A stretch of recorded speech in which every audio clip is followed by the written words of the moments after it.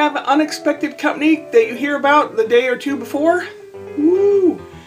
Don't really have time to rush out to the bakery and buy something nice for a breakfast or lunch or brunch type of thing? Woo! Let's make some caramel rolls. Sorry for the lack of light. I started this late in the day. Yeah, I do that. I will put the whole recipe ingredients for a whole batch in the description below. But I'm making half a batch because in here I have some, I don't know if you can see it, active dry yeast, or it's powdered yeast. Into that you add sugar, which is our food source. Yeast is a live animal type thing. They're just in hibernation. Ooh, that water's too hot. And then I add in the water. Hold on. Think of it as yeast that's going to party. You don't like to party when it's too cold. You really can't have a good time. They got their food in there, the sugar. Now they want their hot tub, but not too hot, right? Being too hot in a hot tub, that'll kill any party. So you put the warm in there, the warm water, and the yeast is gonna go, hey man, let's party. So they eat the sugar, and just like any living thing, after a while, you have gas, Just think of a frat party. The yeast is in there in the hot tub, having a good time, eating stuff. Pretty soon they'll be burping. So, okay, what comes next? Some milk that's been scalded and cooled. Do I put the butter in there? Yes. Part of this. The cat wants something. The other part of the butter is for later. And the flour. Then we're going to put it over here on the mixer and let it mix. So we put it on a low speed because we don't want flour going all over the place.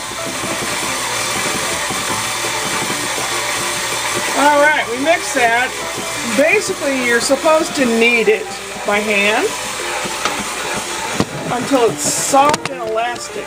The gluten starts coming out. Basically, the party's going, the yeast is having a good time, and everybody's relaxed, okay? That gluten, it just like relaxes, and it holds on to everybody. Everybody's having a good time. I also forgot, it takes an egg and some salt. That's all in there now. It's mixing, and in about 6 minutes I'll stop it and show you what the dough looks like.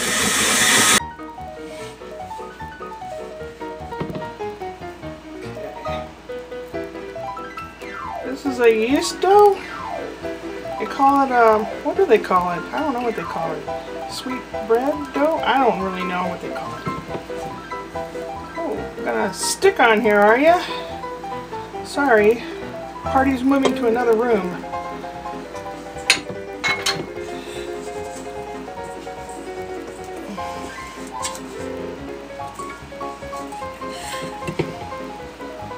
So you can stretch it a bit. Am I on camera? I don't know. Where am I? Right here. Right there. You can stretch it, see? The gluten's built up. This is what takes probably 12 to 15 minutes if you knead it by hand. Takes barely half the time. I'm going to put him back in here, and I'm putting some plastic wrap on. Keep it a little bit warmer. It's wintertime here now, so it's not real warm. If it were summertime, it would be warm, or if I kept the house warmer. This has to double in size, and the recipe says probably an hour and a half. It'd be more or less depending on how warm it was where you have it rising. You can put it in a place that's warm, like an oven. Pilot light might keep an area warm. Don't put the oven on.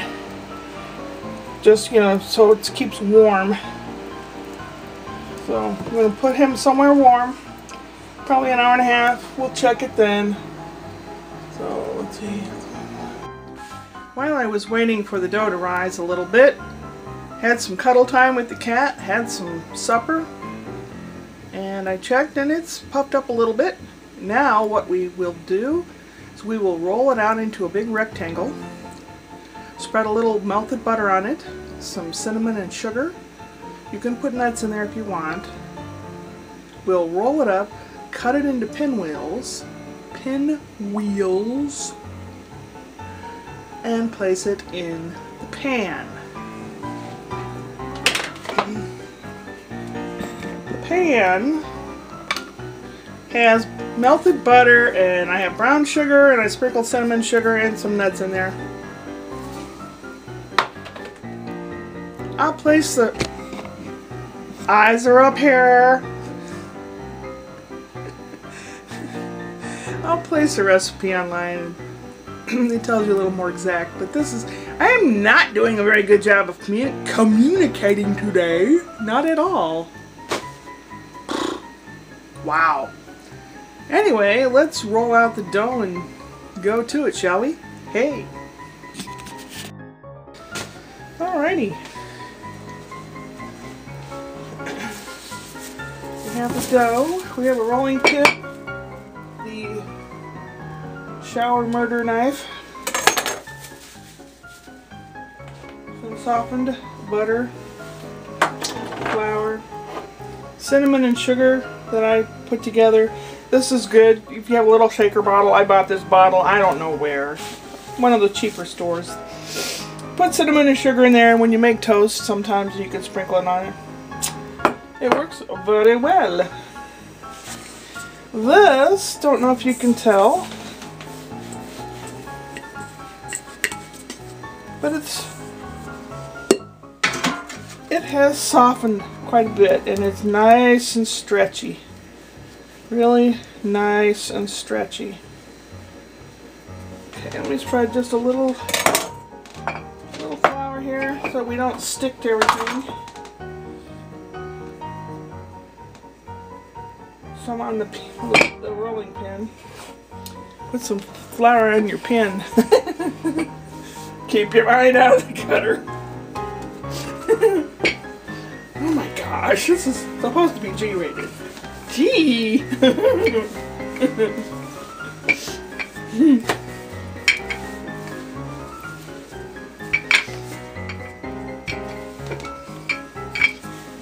You'll notice when you're rolling dough out that it tends to stretch in one direction better than other directions. It seems to want to go this direction a lot. So I'll stretch it out in that direction. With the original recipe, yes, is that the right word? Yeah. In the original recipe, you're using a pan about this size, a 13 by 9 pan, big cake pan. But I have half of the recipe, so I'm only using the square pan, not the rectangle pan. All right. Now what do? We spread the softened butter all over it. Yum. It's like pretending you're on a beach, putting lotion on your loved one. If you don't have a loved one, imagine a loved one. It's a lot easier imagining a loved one, isn't it? Yeah. Well, it is for me.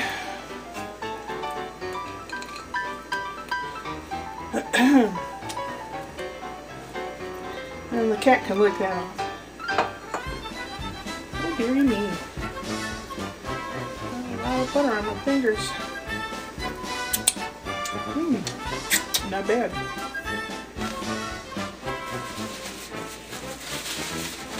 Yes, it's low-cal here. If it were low-cal, it wouldn't taste any good. Sprinkle cinnamon and sugar on it.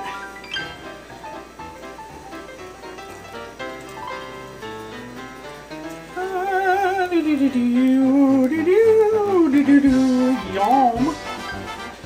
if you wish. You can sprinkle some nut pieces in there, some here and there, or you can put probably other things.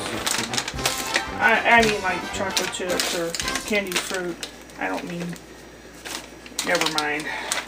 I don't know what I mean.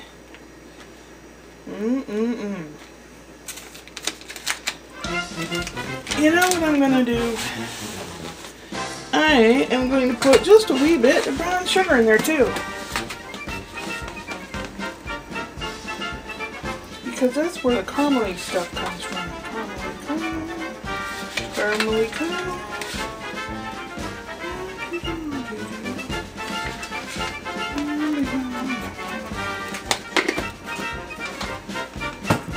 People just tuning in that don't know me and don't know how weird I am, probably going, what the hell?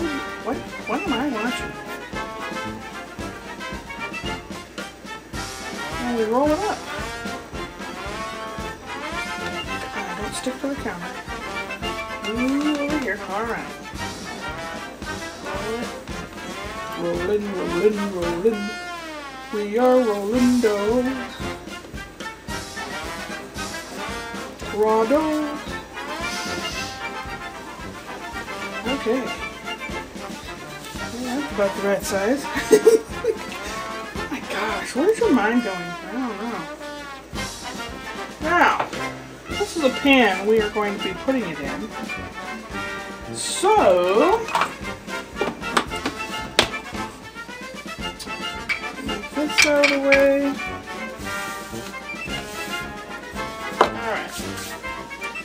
This fits 9. 1, 2, 3, 4, 5, 6, 7, 8, 9 really well.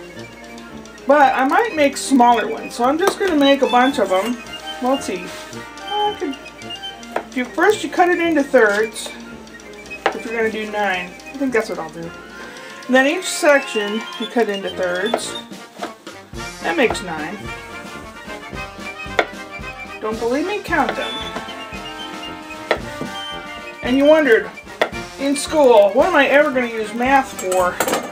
Well, this is one thing you can use math for. Adjusting the size of a recipe.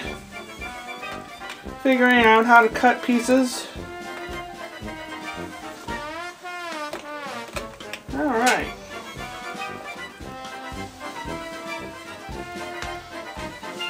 You're saying, but they don't all fit in there right. Well, they don't.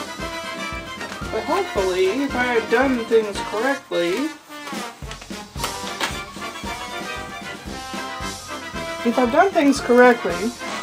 I'm going to put them in for another rise in a warm place.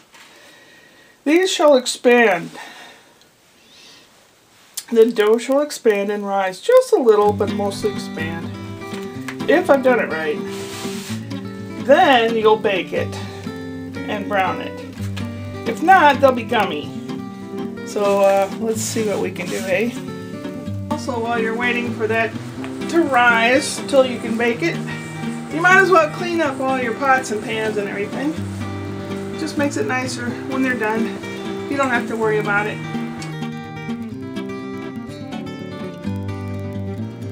They did manage to puff up. Took about an hour. I had them sitting in a warm place. I'm waiting for the oven to heat up to 375. I'll put them in there for 25 to 30 minutes till they seem to be cooked and the top will be all browned.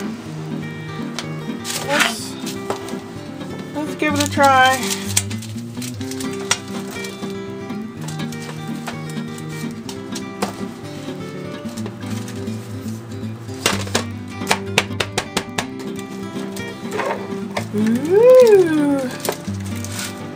Ooh, yum yum, look at that.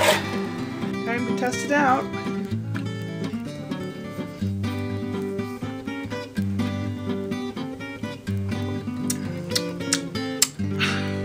Yeah, it turned out really well. Upward and onward.